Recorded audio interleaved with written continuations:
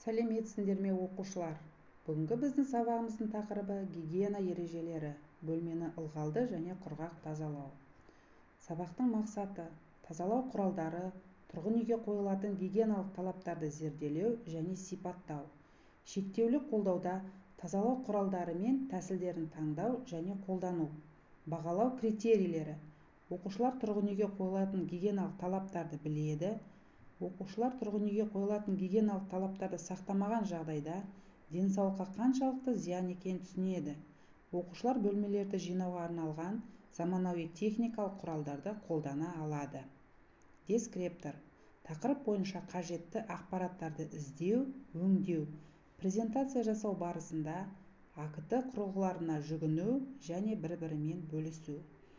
Суретте көріп отырғандай, күнделікті үй ішінің тазалығына кіретін біздің жеке гигиенамыз.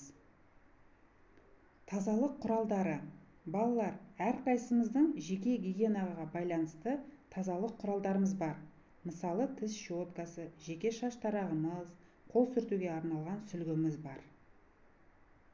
Сақтау өте маңызды екенін естен шығаруға болмайды. Қолды жиі жуып, лас жерден аулақ болып, айналаны таза ұстау керек. Түсінікті.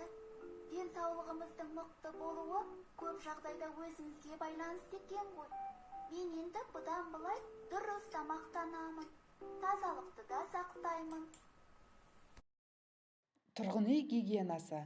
Тұрмыс гигиенасының негізі пәтерді күтіп, таза ұстау. Бөлмеге жиһазды толтырып, жинай беруге болмайды. Себебі ол шаңның көп жинауына жол беріп, үйді таза ұстауды қиындатады.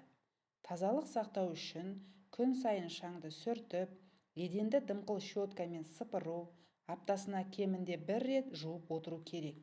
Терезені кірлетпей уақытылы сүрткен абзал. Жұмсақ жиһаз бен кілемдерді шаң сорғышпен тазалаған жөн. Балалар, суретте көріп отырғандай, тұрғын үйді тазалаудың түрлері: күнделікті, апта сайын, маусымдық. Тұрғын үйге арналған тазалау құралдары. Сұрақ-жауап. Тазалық дегеніміз не? Жеке гигиенасы дегенді қалай түсінесіңдер? Тазалық құралдарын ата. Үйге тапсырма. Әр оқушы өз бөлмесін ылғалды тазалық жұмысын жасап, фотосуретімен бөліседі. Балалар, бүгінгі сабағымыз аяқталды. Сау болыңыздар.